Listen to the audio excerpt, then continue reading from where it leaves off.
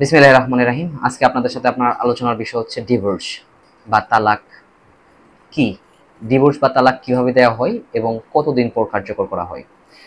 Hello, আমি Mohammad Sumon Hossain, advocate, Dhaka জজ court, practice in Bangladesh supreme court and head of litigation Bangladesh law clinic. আপনাদের সাথে আমি আজকে গুরুত্বপূর্ণ বিষয় নিয়ে আলোচনা করব, তালাক বা ডিভোর্স কি। আসলে বাংলাদেশের শরিয়া আইন অনুযায়ী তালাক হচ্ছে সর্বনিকৃষ্ট একটা হালাল কাজ।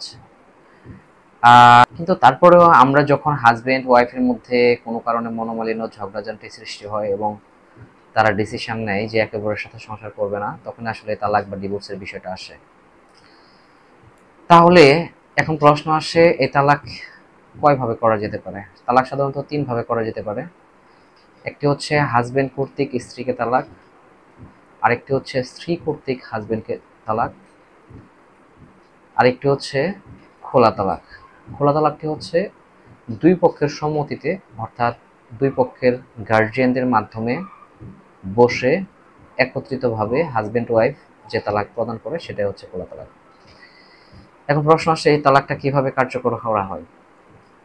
স্ত্রী যদি স্বামীকে তালাক দেয় বা স্বামী যদি স্ত্রীকে তালাক দেয়, তাহলে সাধারণত 90 দিন পরে এই তালাকটা কার্যকর করা হয়। এখন আপনাদের মধ্যে প্রশ্ন থাকতে পারে যে এই 90 দিনটা কেন রাখা হয়। বাংলাদেশে আইন অনুযায়ী 90 দিনটা এর জন্যই রাখা হয় যে অনেকে রাগের বশত, ভুলবশত বা অন্যের সমালোচনায় এই ধরনের তালাক দিয়ে থাকে কোনো আইনজীবী বা কাজীর মাধ্যমে।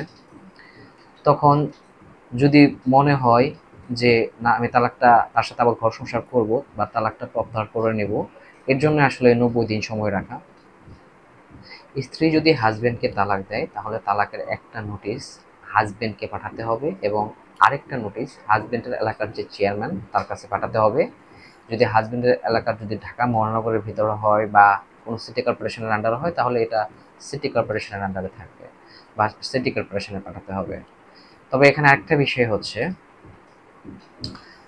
তারা চাইলে এখানে মধ্যস্থতা করে দিতে পারবে। চেয়ারম্যান বা সিটি কর্পোরেশন থেকে আপনাদের ডাকতে পারে, দুই পক্ষের কাছে শুনতে পারে যে আপনারা আসলেই এই ধরনের ডিসিশনে যাচ্ছেন কিনা। যদি চান, এই 90 দিনের মধ্যে তাদের সাথে যোগাযোগ করে আপনারা যদি চান যে আপনারা পুনরায় ঘর সংসার করবেন, তাহলে তালাকটা প্রত্যাহার করে নিয়ে আবার পুনরায় ঘর সংসার করতে পারবে।